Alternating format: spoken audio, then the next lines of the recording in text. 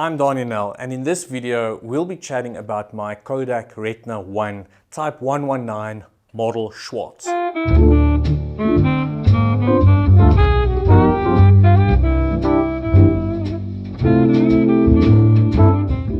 Now let's look at some who, what, why, where, whatever info relating to this camera. Now Kodak, Eastman Kodak, an American company, was known for making cheap and cheerful cameras up until the late 1920s, 30s, like the successful box Brownie.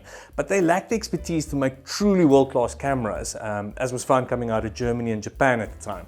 So true to the American spirit, Eastman Kodak conquered by acquisition. So in 1931, they bought the company Nagel-Werk from a guy called August Nagel, who worked for Zeiss Icon, and he was experienced in building awesome cameras. This new German part of Kodak, the subsidiary, was given the name Kodak AG, and this is where the future lines of Kodak cameras would be built, now using this German expertise and precision.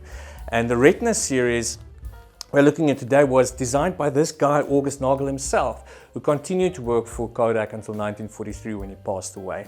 The Retina was designed to use Kodak's new 135 format film that would become the most popular film ever made, and it was partially due to the success of these early Retina cameras. Now, August Nagel incidentally also invented the 135 film format, and that's probably his most notable achievement, even more so than a Retina camera. Now, the Retina brand name would be in production from 1934 all the way to 1969. There were three primary models, the Retina 1, 2, and 3, but this particular camera was the first one to be called officially the one. It's the third one that was made. There was a 117, a 118, and then a 119. But I'm not going to go into all the naming conventions of the Retinas because it is hugely confusing. And by the start of World War II in 1939, they had 12 different ones already. It's so easy to breeze past the fact that this camera is 85 years old. It's outlived most humans born in 1936. Let's consider 1936. Big bands and swing music with artists such as Duke Ellington, Glenn Miller. They were popular in the US and England, and the Germans, they were into the composer Werner Ech, who was a government favorite in Germany. 1937, on May 3, the Hindenburg leaves Frankfurt, Germany, bound for Lakehurst, New Jersey, United States. At 7:21 p.m. on Monday 6, while attempting to dock at the Lakehurst Naval Air Station, the Hindenburg bursts into flames, killing 35 passengers, crew, and one ground crew. Who knows, one of them might have had a camera like this. The very next year, September 1, 1939, World War II started with Germany invading Poland and England responding 2 days later by declaring war on Germany. Now it occurs to me that these cameras were possibly used in some of these events, maybe at the Olympics, maybe with the Hindenburg. Somebody on the Hindenburg might have had a camera like this. But now let's return to the present and focus on what most of you are watching this video for, discussing the camera. Just look at how cool this camera looks. I mean, that leather, it's 85 years old. I mean, it's just amazing. And you can, if you open it up, here we go. It's funny, this is not something you press the button and it can open and you can use it like this. It's not really something that we do with modern cameras anymore. First off, my Retina is identical to the 126 model, except that the 119 is a model Schwarz, or has a black finish. The 126 has an alloy finish, top and bottom. Let me take off this leather, beautiful leather pouch, and we can chat about it. It uses normal 135 film format, you know, which is great for us today because we can still find it readily and it doesn't cost an arm and a leg. The 119 was usually fitted with a Schneider Zenner 5cm f3.5 lens like mine, but also available with a Zeiss Tessar lens. The shutter is a compo. Now, I can focus 1 meter to infinity, so it has a compo leaf shutter. It can go all the way from time, bulb, all the way to a 300th of a second. I've just cocked it and just listen to that satisfying sound. It has no exposure meter, no battery, no card slot, no image stabilization, and hell has no mercy on the photographer either. I bought mine from a guy for 350 Rand, which is about $25. but you're likely to pay between 150 and 350 on eBay for a clean one like mine.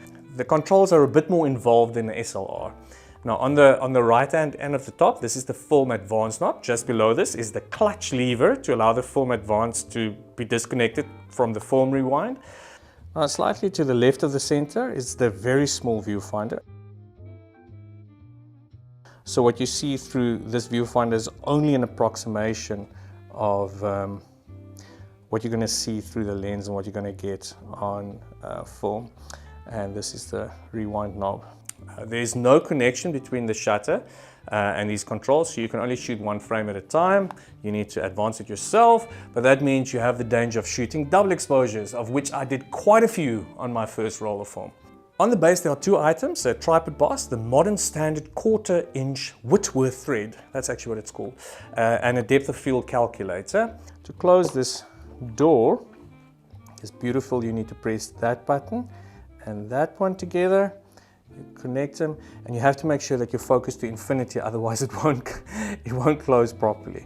So shortly after I bought the camera, like I said, for $25 or 350 Rand, more or less, I loaded up the film and I just carried the camera with me wherever I went, so the images are quite random.